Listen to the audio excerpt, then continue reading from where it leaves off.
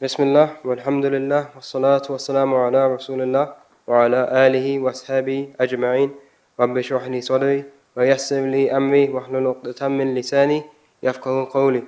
Assalamu alaikum wa rahmatullahi wa barakatuh. Okay, so today we'll be doing our second tutorial on LaTeX. And we have our two presenters, Isham, our former chemistry rep, and Muhammad, our current physics rep. Now, before we begin, we'll have a recitation. أعوذ بالله من الشيطان الرجيم بسم الله الرحمن الرحيم ليجزي الذين آمنوا وعملوا الصالحات أولئك لهم مغفرة ورزق كريم. So he may reward those who believe and do good. It is they who have forgiveness and an honorable provision. والذين سعوا في آياتنا معاجزين أولئك لهم عذاب من رجز أليم. As for those who strive to discredit our revelations, it is they who will suffer the worst torment of agonizing pain. ويرى الذين أوتوا العلم الذي أنزل إليك من ربك هو الحق ويهدي إلى صراط العزيز الحميد. Those gifted with knowledge clearly see that what has been revealed to you from your Lord, O Prophet, is the truth, and that it guides to the path of the Almighty, the Praiseworthy. We'll be passing it over to Isham now. Assalamu alaikum, guys. So, the big question, what is LaTeX? Put your hand up if you've heard of LaTeX before, like at all. Oh, it's a bit too many hands. So, luckily for you guys that haven't heard of it, you're at the right place. You're at the LaTeX tutorial. So, first of all, introducing what it is. It's just a pseudocode language. So, pseudocode language that writes documents. So obviously, I don't want you guys to get scared when you hear coding. I know a few people might feel that way, but it's quite simple, as we'll show later on. And basically, it was created as a side project by a computer scientist because he wasn't really happy with the way that mainly mathematical equations were being written. He thought it was a bit messy and didn't really look that nice. So he created it just so you could get equations that look nice and get a more standardized report format. So showed you what it is. Now why? Why should you learn it? And why you should be locked in throughout this whole tutorial. So first of all, you make publication standard reports.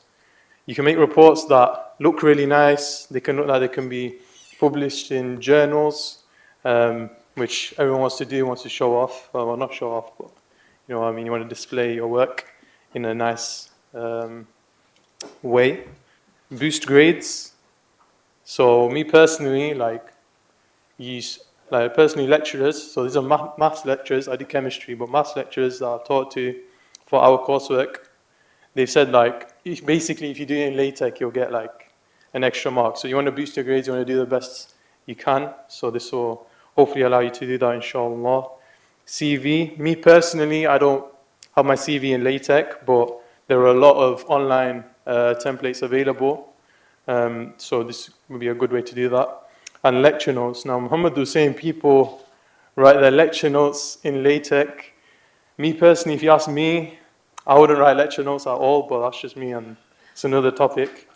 Yeah, that was a short intro, and now we're going to get into the demo. So, LaTeX, Imperial gives everyone access to Overleaf, and Overleaf is our online LaTeX editor. Everyone should use this because it gives you the premium version. You can share it with other people. You can work together. Just search up Overleaf and then sign in with your Imperial ID. And you'll end up with this screen, but in your projects, you'll probably be empty. So I'm just going to start a blank project, new project, blank project. Let's just label it tutorial. And what you'll end up with is this interface. So there's three main sections. On the left is where you can import other documents, images, things like that. This is a code editor. It's similar to Python, where you have an area where you can write all of your code, and once you write all of your code and recompile, it will end up on the right-hand side. I'm going to turn auto-compile, so this will compile dynamically as I change the code. So I'm going to go through line by line, everything that is on the left. So first, document class. This basically outlines what type of document you're going to do. Here, we have a standard article. It means that we're going to have a fixed text font and a fixed text size. You can change it, like there's different ones like letter, and in this, you would also like be able to decide whether you're doing A4, A5. There's a lot of different ones. In a letter, you'd have it start at the top, and then it would continue. But in the article, which we're going to use for this tutorial, there's going to be title, author, date, etc. Okay, and then next line, packages. Packages are very important in LaTeX. The reason is that they allow you, it's similar to Python again, where you can like import NumPy, import matplotlib, and it allows you to do a lot more things. For now, graphics allows us to do images, and I'm going to import 2 more, which is, and you do that, well, by doing slash, and then this is called a command, you do slash use package, and the 2 important ones are amsmath. This allows us to use math features, and the second important one is hyperlink, or hyperref. Here we go. And hyperref is quite useful because obviously at the bottom when you do your bibliography, you're going to want them to be able to click on the links so they understand what is going to, or like, so it takes them to the right place, because normally you wouldn't be able to do this. Okay, next. This is just because it's an article, you'll have a title, an author, a date. Something pretty cool with the date, what you can do is do slash today, and that would just change the date to be today's date. We'll update, yeah, October 28th. And then, very key part, you have to begin your document and you have to end your document. Normally this is just done, you saw me open it up, begins, ends, and yeah. So if you don't have it, it will not compile properly. If you just remove this, you end up with a lot of errors and shouldn't really touch those. Okay, so how do we write in LaTeX? The first part, I'm going to, what was already done, is the sectioning. You can section by using a command /section, and then you can make any title, and it will just come up. Section 2 will come up as 1. I should probably, very sure. There's also subsections, and this will come up as like 1.1. There we go. Yeah, so once I start adding text, I'm just going to take some random text from Wikipedia just to make this point. Once you start writing in your document, well, normally this it will start with an indent, and the way to remove the indent, I don't know why it's not doing that right now, is that you would do /no indent, and this will remove the indent. I'll show you examples of reports I've done in the past later on to show you how it actually, or how normally it is. Okay, when you're writing text, you also, in Word, obviously you can use italics, you can use bold.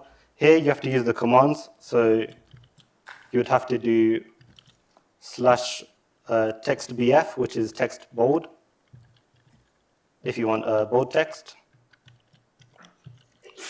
Yep, and then if you want italics, you would like /emphasis, and then it will come up italicized. It's useful because once we go into references, there's certain areas where you want to put in italics. There's also /underline.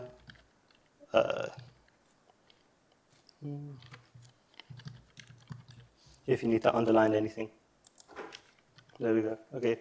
So common in lab reports is that you're going to have a couple of lists, or you're going to set out your research questions. And normally how that's done is in a list. And there's 2 main ways you can do lists. There's ordered lists, and there's also just bullet points. To begin a list, you do /begin, and then itemize. And then what happens is you saw this entire thing got created when I typed /itemize. And this allows us to add items like 1 /item, 2, and this will come up as bullet points on the right-hand side. Cool. And if you would like to have an ordered list, what you'll do is, instead of doing slash begin itemize, what you can do is slash begin enumerate.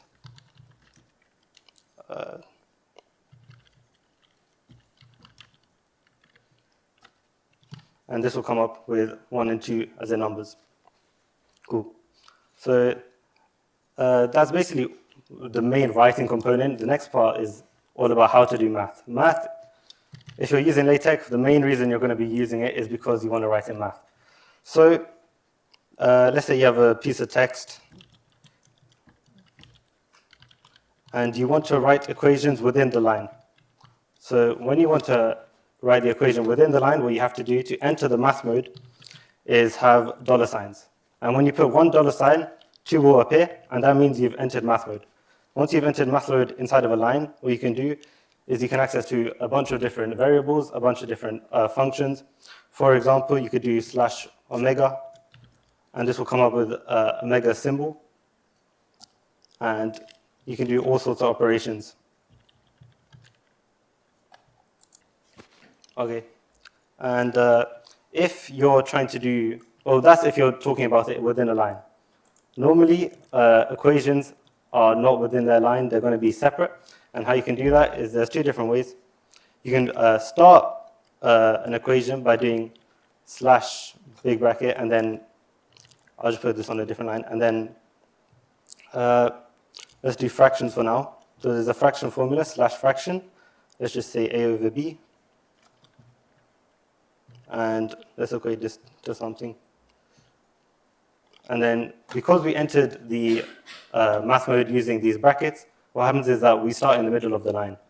Yeah, and what you but the main way to use equations is actually with slash begin equation.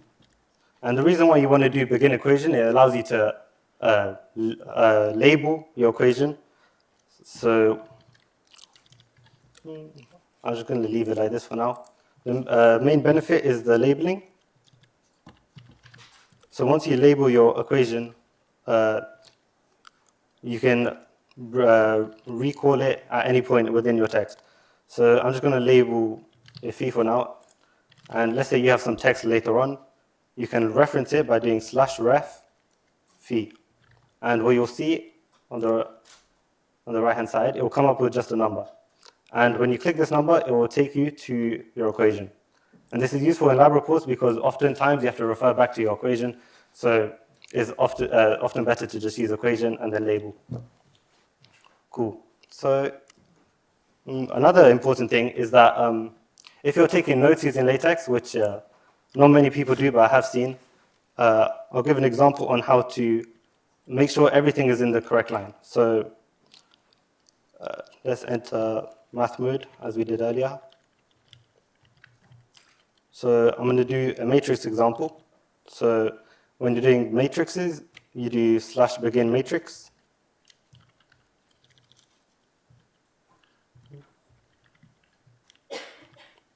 And the main important thing in matrices is that you're going to have different columns, and you need to have these columns aligned.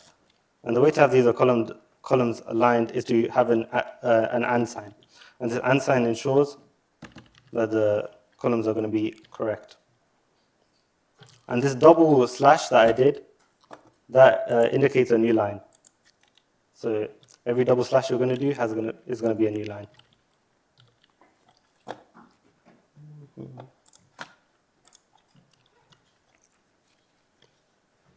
Yeah, and the reason why there's no closed brackets is because I did not do slash end matrix.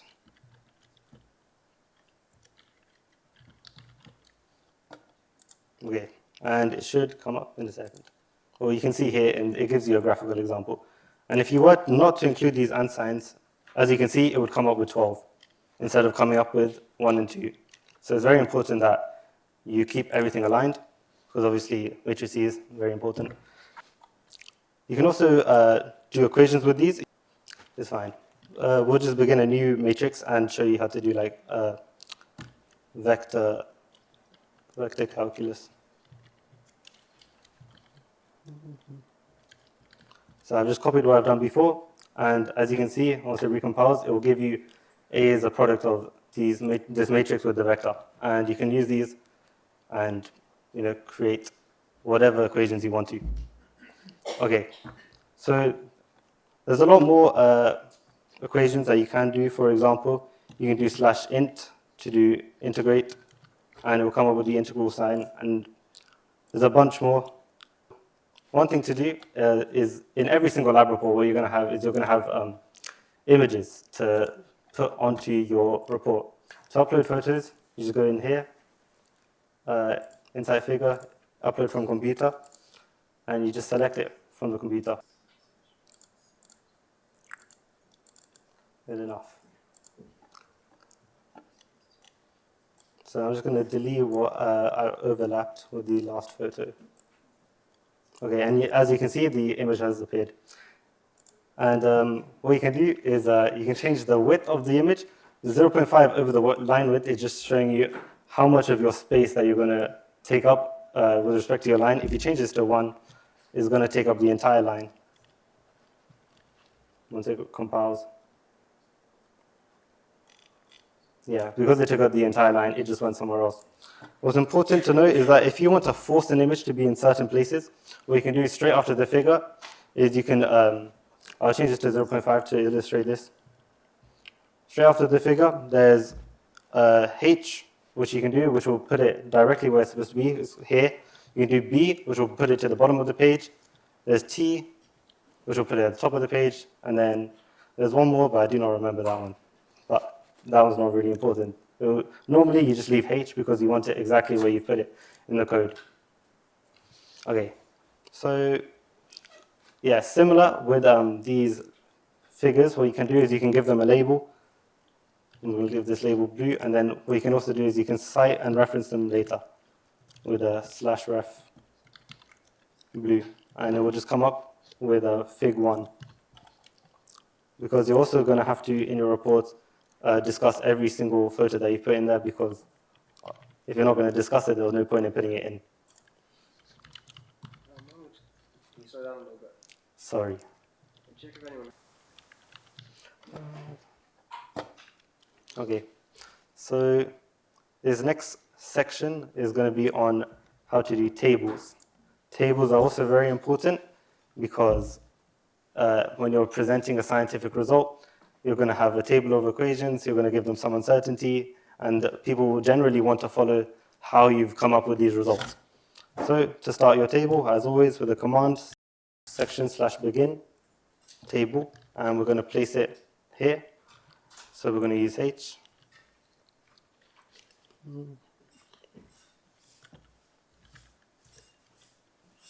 We're also going to do /end because you have to end and start all of your things, otherwise it will break.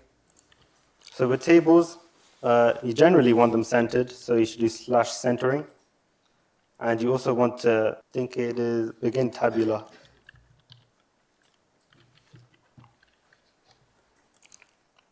All of the things I use and a better version will be shared, so don't worry if you can't make notes on everything. So again, we're going to have and signs, and the and signs are going to make sure everything's aligned. I'm just going to put in numbers here for now, so everyone can see what's happening. And what's important is that this bar essentially has made it so there'll be a bar in the table. And if you want a horizontal bar, we can do that by doing /h line below both of our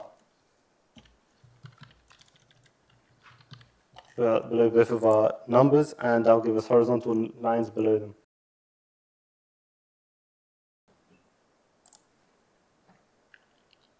Okay, yeah, and then you can box them in and create your own table. Similarly, one thing I did forget is with figures, generally in lab reports, they will ask you to caption your figures.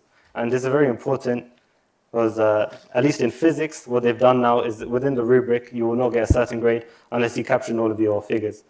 And you can do that by just doing /caption within the figure and then just adding anything. We just finished tables. That's how you set your table. There are definitely better ways to do it on the table.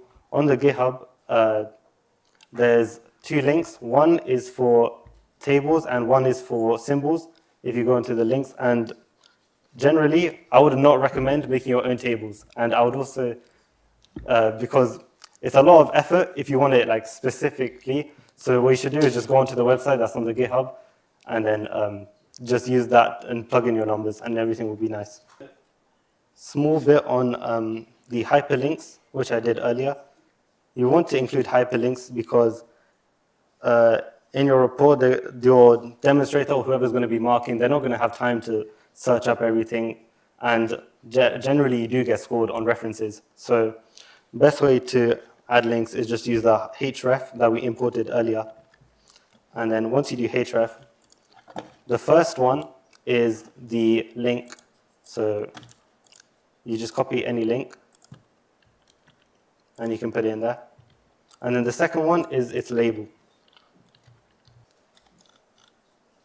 Yeah, see, it will label it as whatever you put the link in, and once you click it, it will take you to the website. So yeah, that is the best way to do it. Sometimes in reports, they ask you to put the URL explicitly, and you could do that as well by just putting the URL in there as well. Okay, cool. Generally, how that is done is in the bibliography of your question. Can you what? The code, yeah, it is already on GitHub if you want to just have like the idealized version, because that one is, something is breaking this, but you can have that one as well. I'll send this one around. I'll put this on the GitHub afterwards as well. Next part is to do the entire bibliography. Normally, what you wouldn't have links just in the middle of the page. You'd have it in its own separate bibliography, and for that, similar to how we had the begin document, end document, you're going to have /begin. And you're going to have the bibliography.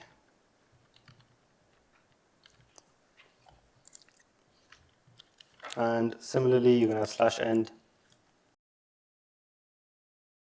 Yeah, so what this does is at the end of your report, it's going to give you a bibliography as references here.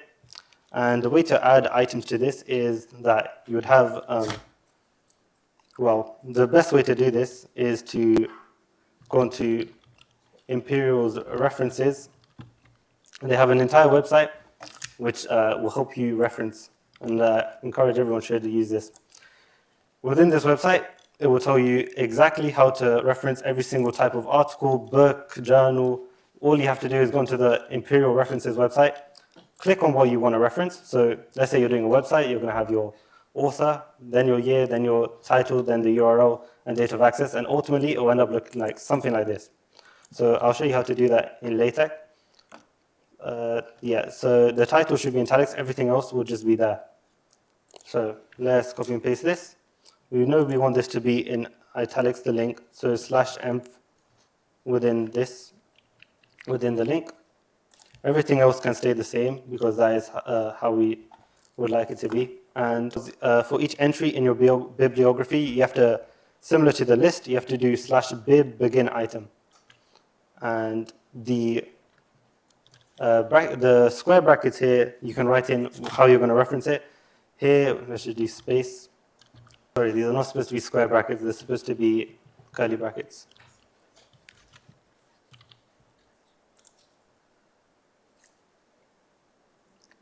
Okay, yeah, you also have to include this 99. I'm pretty sure this is for the maximum number of references. Okay, that's why it wasn't working. So normally what you do is you do /bib item, and then you'd include how you want to reference it. Here we're going to reference it as space, and then go onto the Imperial website, work out what you want to do when you want to reference, and do exactly as this.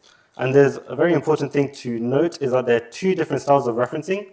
There's Harvard style and Vancouver style. They each have their own website on the Imperial website. It does not matter which one you use. Only thing that matters is that you're consistent. So if you're going to stick with Harvard, make sure all of your citations are going to be in Harvard style. Generally, I've heard from other people that Vancouver is easier because there's a lot less to do and it's a lot more lenient. So yeah, we have a question?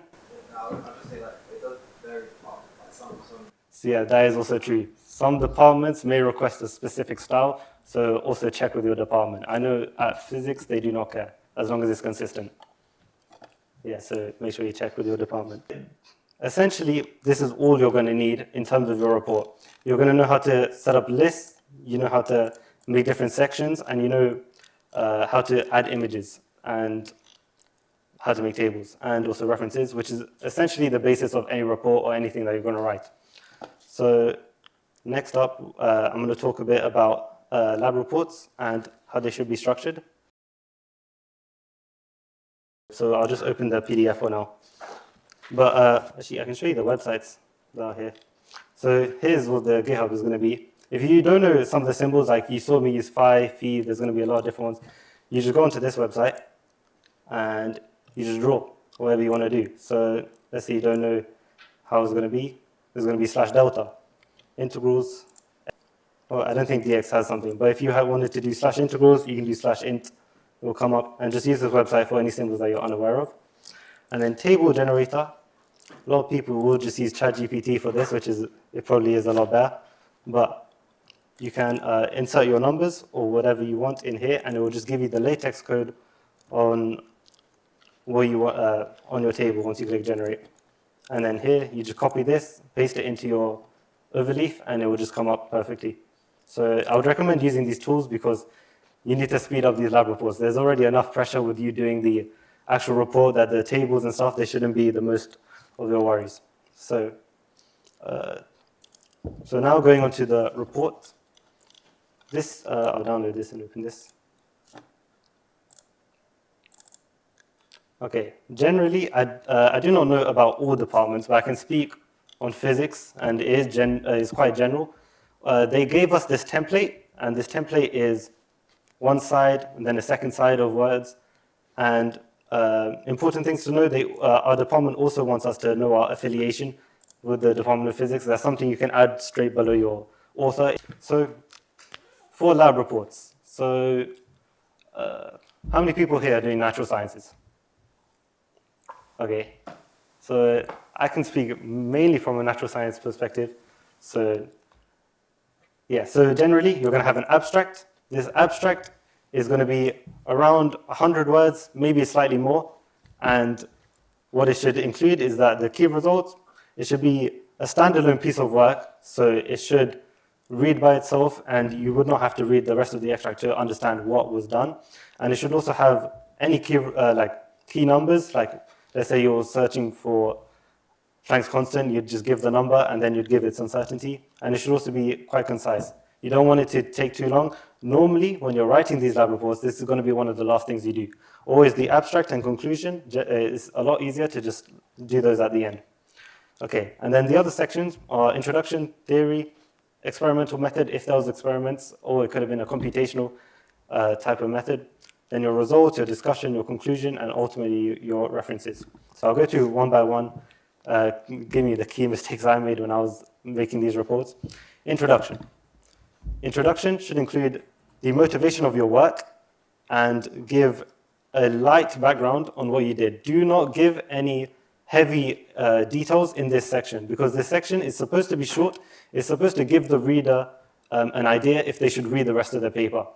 And a lot of people, when you're researching at a higher, at PhD level, and they'll just read the abstract, read the introduction. If they don't need it, they won't read the rest of it. So make sure it includes everything that you did and why you did it, and any minor theoretical background. I would not go too heavy in the theory in the introduction, because if it is very theoretical, you would just give it its own section. And that gives us section 2. So within the theory, do not derive anything. Assume that the reader knows what's going on, because you do not have enough space within your lab report to give them the entire derivation. They should just attend the lectures if they really want to know that. So, yeah. So also with each of the equations that you give within the theory, what you should do is that just before and straight afterwards, or before or afterwards, you should state every single symbol that you used. So let's say you're using F equals ma. You would say the force here is given by, and then you'd give the equation, and then below it you'd say where m is the mass or where a is the acceleration. You need to make sure that you state every single variable that you use, because within different texts it can vary. So yeah, okay. Now for the experimental method. If you are drawing your own experimental setup, make sure you do not use pen or freehand using your iPad. I made this mistake, and I gave labels by just writing it on an iPad, and they said it's not very professional. What you should do is you should open up any drawing editor and just type in what words you want to use and use the boxes and arrows. And they basically did not want to see any freehand drawing. So yeah, and within the experimental method, you also want to talk about what you did, why you used the experimental method that you did. Normally, it's just because what you're given, but you have to work out a way to justify it. And then you also want to give them any uncertainties. So normally, with experimental equipment, there's going to be a limit of resolution or a limit on how much time you have, but you should never mention time in the lab because generally they don't want to hear about that in the experiment, even though labs are quite stressful and time constricted. Okay, so next part is going to be the results and errors. And in this section is the main part of your lab report.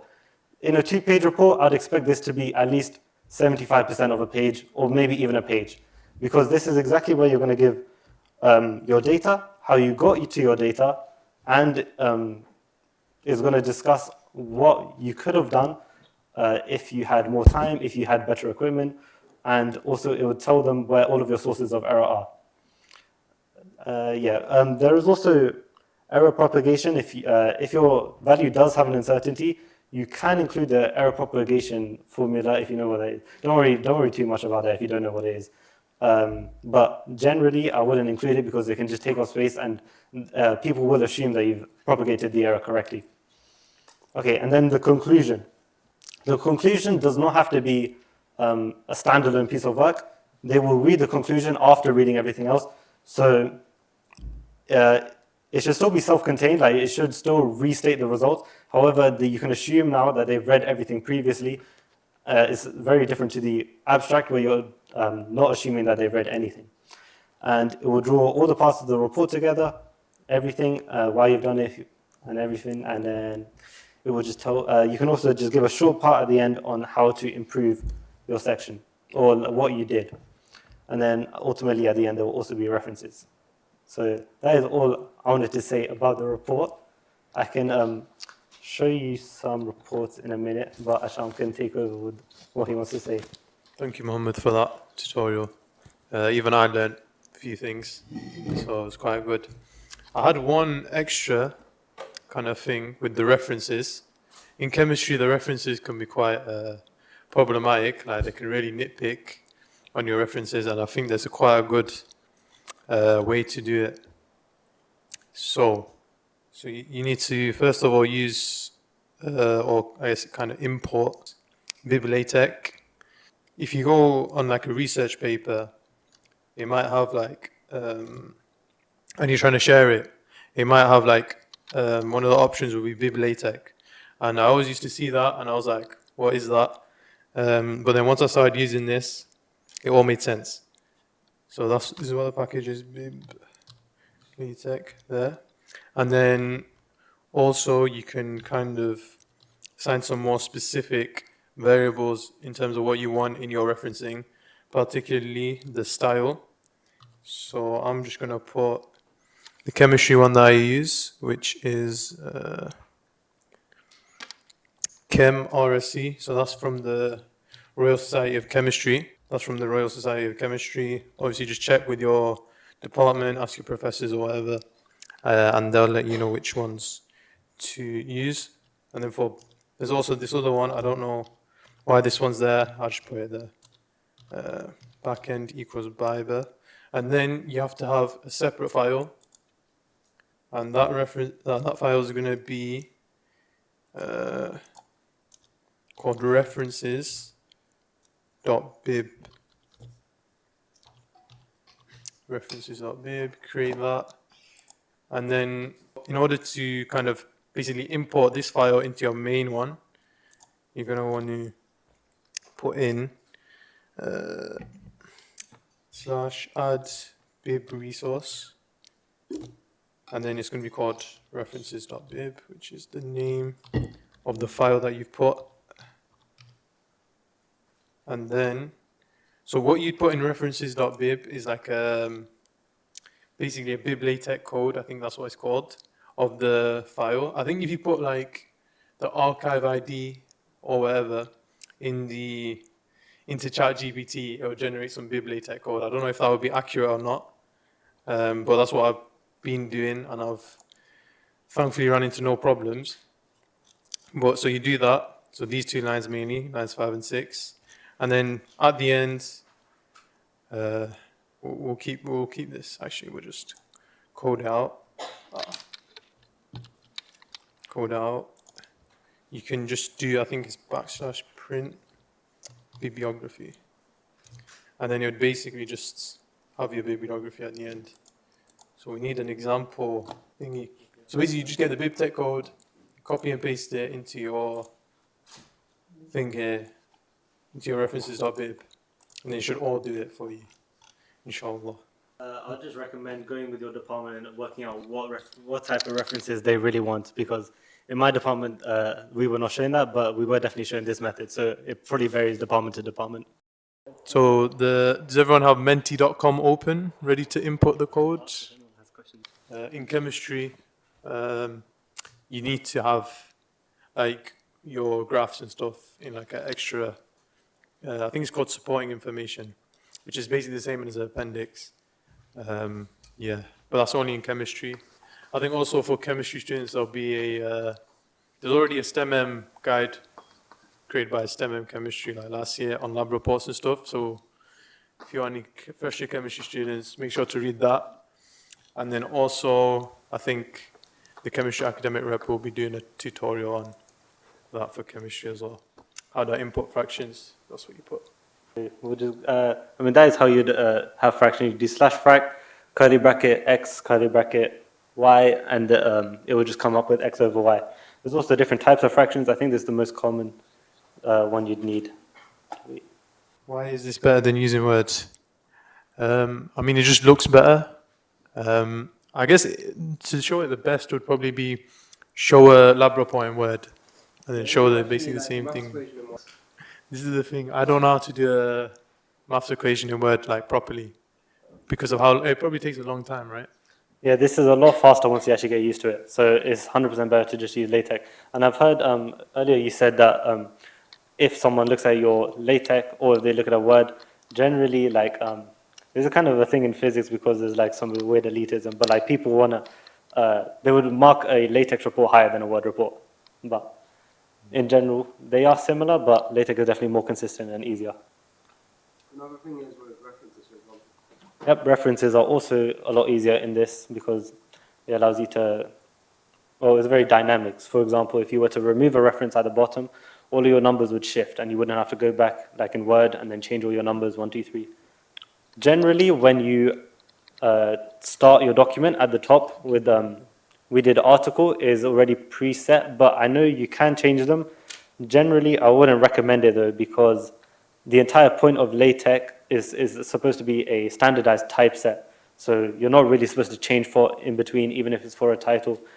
And there is customization, but if you want a lot of customization, I would not recommend LaTeX because standardized.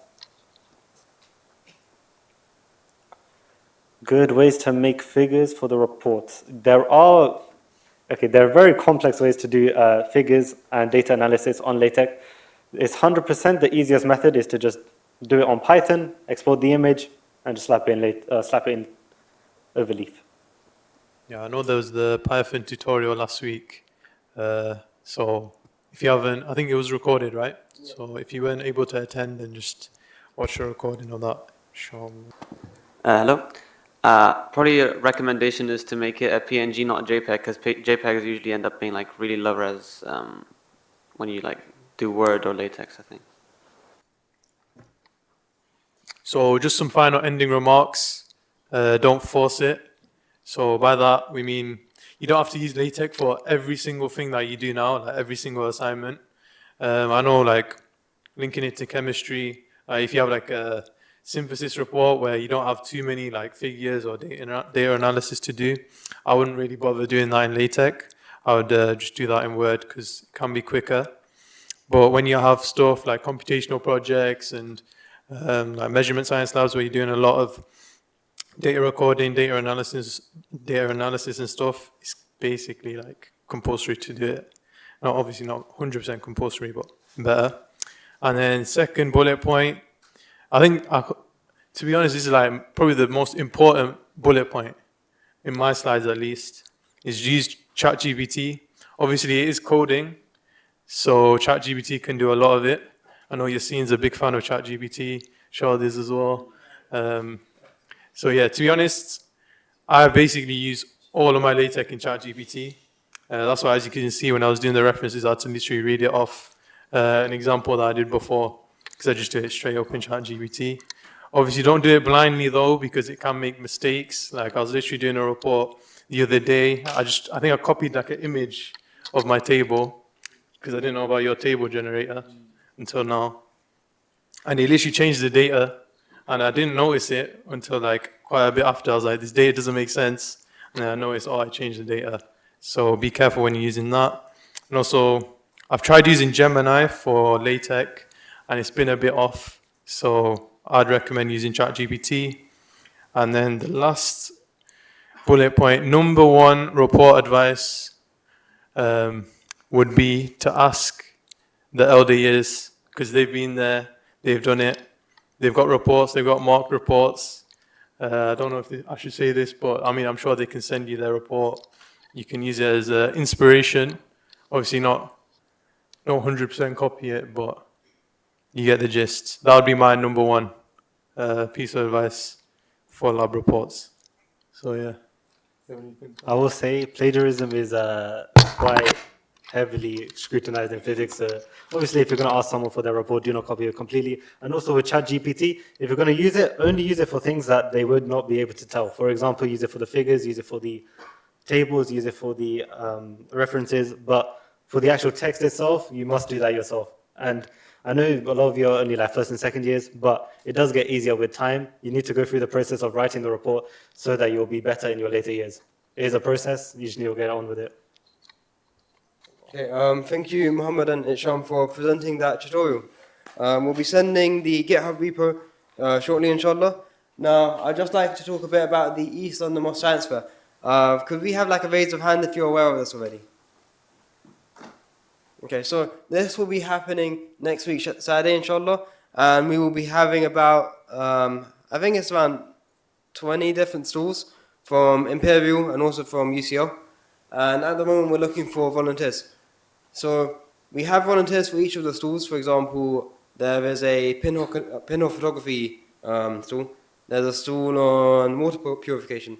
There is a stall on 3D printing, and quite a few other things. Now we're going to need volunteers for the day as a whole, for the running and the logistics. If you're interested in volunteering your time, please scan the QR code here and sign up. So you might be involved with like directing families towards the right stall, or handing out leaflets, or being at the registration desk, that kind of thing. So there's sort of 4 different categories.